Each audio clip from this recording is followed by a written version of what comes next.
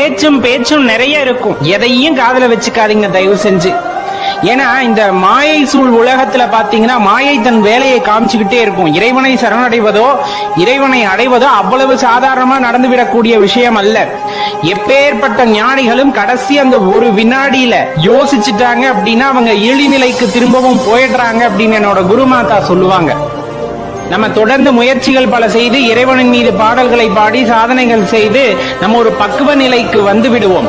ஒன்னு நினைச்சுக்கணும், பிறவா நிலை வேண்டி யார் ஒருவன் அடுத்த நகர்விற்கு நகர நினைக்கின்றானோ அவனுக்கு இறைவனின் அருட்கடாட்சம் கிடைக்கும். அதிலும் சிவபெருமானோட அருட்கடாட்சம் அவர்களுக்கு தெளிவாக கிடைக்கும்.